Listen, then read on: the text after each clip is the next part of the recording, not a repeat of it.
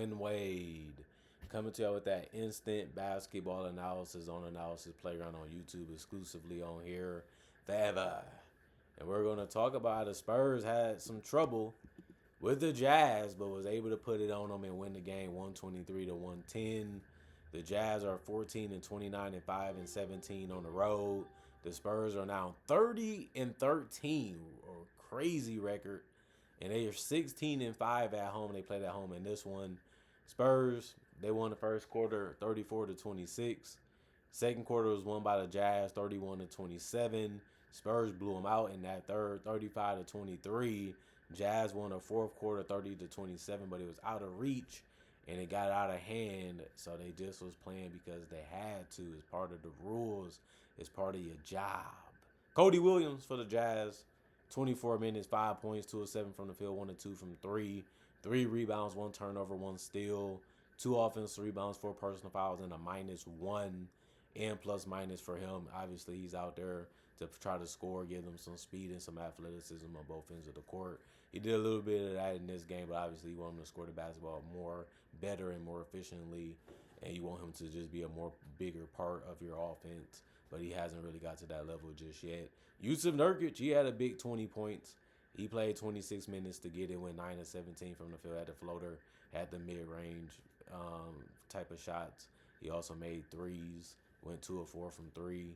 He also had 9 boards, 5 assists. He tries to read the defense and make the right play, even if it's scoring or passing. That's what you have to do if you want to play good team offense. 2 turnovers, 1 offense, rebound, 3 personal fouls, and a -8 and plus minus. Mikhailuk was attacking the basket.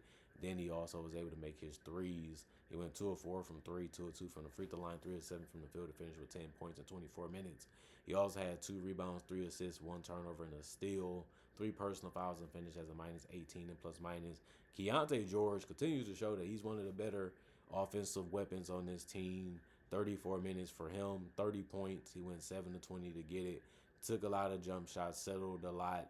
Didn't really have it dropping as much as he would like in this game. He also went 4 of 10 from 3, 12 of 14 from the free throw line. Really helped his numbers by the end of the night. But you have to give him credit for looking for his shot and not always thinking that this guy just going to stay in front of me. He tried to find ways to get in front of guys, tried to find ways to get to wherever he wanted to, and the defense didn't really know exactly what he was trying to do all the time. So he got to the free throw line that way. It can happen, and it did for him 14 times almost, even though he shot real well there from the free throw line too. 3 rebounds, 6 assists, 2 turnovers, 1 steal, 2 personal fouls, and a -14 and plus minus. 27 minutes from Ace Bailey, 8 points, 3 of 6 from the field, 2 of 3 from the 3-point line.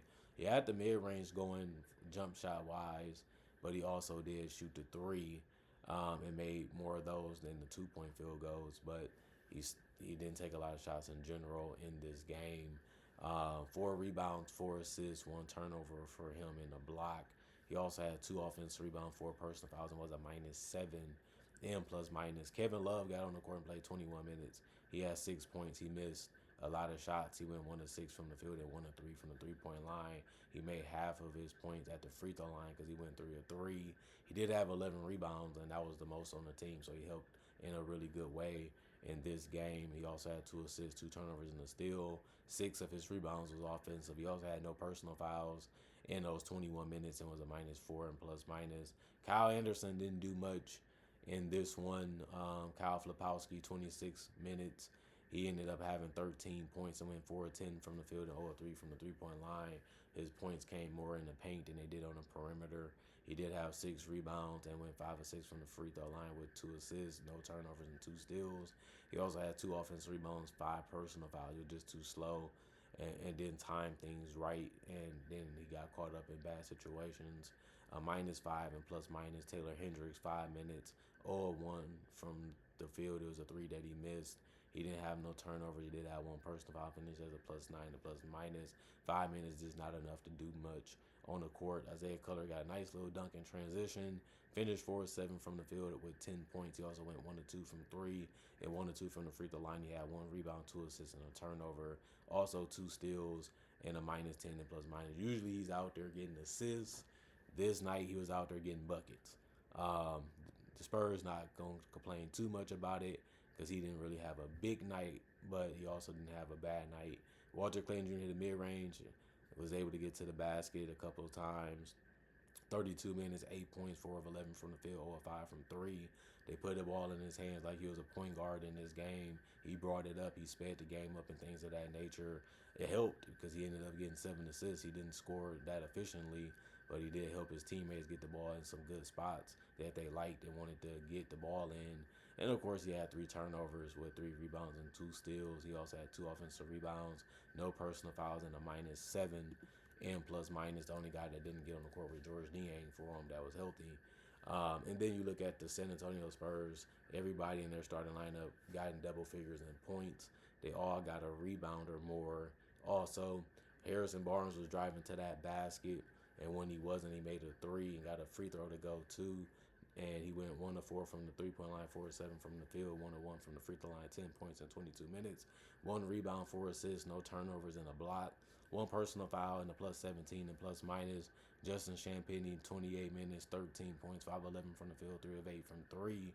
4 rebounds, no turnovers, 1 offensive rebound, 2 personal fouls in the +17 and plus minus. He really was all over the place. Had a nice catch and finish with a putback dunk that he got. And then he was able to play on the perimeter and get to the paint, so you have to like that. Victor Wembanyama, they kept leaving open for 3, so he kept taking them. He went 7 of 12 from 3. He'll take that. He did get some alley-oop dunks, which he's good at finishing. He also made his free throws and went 6 of 6, 10 of 18 from the field, 7 of 12 from 3 for 33 points and 10 boards. So a double-double for him. He did all of that in 26 minutes. He had 1 assist, 1 turnover, 2 steals, and 2 blocks. You know he's going to impact the game defensively. You know he's going to put up those type of numbers, and he does it easily. 1 offense, rebound, 3 personal foul, +8 and plus minus. De'Aaron Fox was swiping. He had 4 steals in this game. He also had 14 points. It went 6 of 11 to get it. That's efficient. He also made 2 of 3 from the 3-point line. I like when he plays that in-between game more than he plays at the 3-point line. But he did that all in 33 minutes. He had 8 assists, and that benefits because you're close, so you can see whatever everybody's doing on the perimeter and near the paint. Then it's just about making the right read and the right decision when you want to get rid of the ball and trying to get it there accurately to your player on your team, aka teammate. 5 rebounds, 2 turnovers, 4 steals, 2 personal fouls, and a +24 and plus minus to Stephon Castle. He ended up making a 3 late in the game. He also got to the free throw line a lot, 7 of 10 from the free throw line. He also went 5 of 9 from the field. His drives really helped. He also had 8 assists also, but he had 4 turnovers with his, 2 rebounds and 1 block, 4 personal fouls and a -6 and plus minus. I really like what he was out there doing. He did a good job of just taking his time and letting the offense come to him, whether it's passing or scoring. Kelly Olynyk, 7 minutes, no points because he missed his only shots, which was free throws. He also had no turnover, but he did get a personal foul. It was a -8 and plus minus. Lenny Waters, 5 minutes. He missed all his shots also, but he went 0 of 3 from the 3-point line. That was all his field goals. He did have 1 turnover, but no personal fouls. It was a -13 and plus minus. Keldon Johnson, 24 minutes, 2 points. He went 1 of 4 from the field.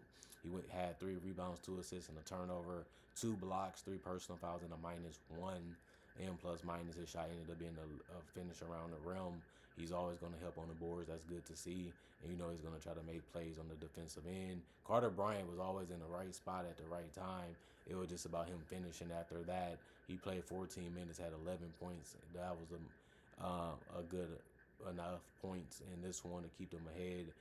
4 or 5 from the field, 1 or 2 from 3, 2 or 2 from the free throw line, 3 rebounds, 1 turnover, 1 steal, 2 blocks, 2 personal fouls, and a +7 and plus minus. Luke Cornett, of course, he's going to be dunking and finishing quick as he can. 22 minutes for him, 7 points, 3 or 4 from the field, 1 or 2 from the free throw line. He has 7 rebounds. That was the most off the bench. 4 assists, 1 turnover, 1 steal, and 3 blocks. They have got gold ending up picking him up in the offseason. He has been a perfect fit for what they're trying to do on both ends of the court. This game was proof of that. 1 offensive rebounds, no personal fouls, a +6 and plus minus. Jordan McLaughlin, 1 minute. He didn't score at all. He didn't even attempt a shot because he only played 1 minute. He also had no turnovers, no personal fouls, was a -2 and plus minus. And Dylan Harper, he did a good job of doing floater type of shots, layups. He made a mid-range and a 3 He went 1 of 2 from 3, 6 of 7 from the field for 15 points. He also had shot 2 of 2 from the free throw line. He had 3 rebounds, 5 assists. The 5 assists was the most off the bench. He also had 2 turnovers, a steal and a block, and 3 personal fouls, and was a plus 16 in plus minus. And then you look at the team comparisons: 92 shots taken by the Jazz, 40%; 79 taken by the Spurs, 56%; 37 3-point shots by the Jazz, 35%; 38 taken by the Spurs, 42%; 27 free throws by the Jazz, 85% what they made them at; 25 for the Spurs, 76%; 38 rebounds for the Spurs, 42 for the Jazz; 32 assists for the Spurs, 31 for the Jazz. Both teams had 13 turnovers. The Spurs had 9 steals, the Jazz had 10. 12 blocks for the Spurs, 1 for the Jazz. 3 offensive rebounds for the Spurs, 15 for the Jazz. 35 defensive rebounds for the Spurs, 27 for the Jazz. 21 personal fouls for the Spurs, and 22 for the Jazz. The Spurs had a little bit of competition. They was able to keep everything going the way that they wanted to. They was able to play a little bit of defense here and there. They was able to get high percentage shots throughout the game. I feel like the Jazz had to take some tough ones. They had to work for theirs a little bit more. And since it was more harder and more difficult for them to score sometimes throughout this game, it allowed the Spurs to get the lead, build it up a little bit, and then the Jazz could never really get it going enough on either end of the floor to be able to make it even more competitive down the stretch of the fourth quarter. So the Spurs were able to coast a little bit as the game was getting closer to being over, and they took care of the ball. They made good decisions. They made high percentage shots. They generated high percentage shots, and the Jazz just couldn't slow them down or stop it. So they ended up losing this one. Comment, like, subscribe, and share. Hit that notification bell to get the analysis when it first come out. Y'all stay blessed up. Y'all stay good. Peace, and I'll see y'all later today, hopefully with more analysis.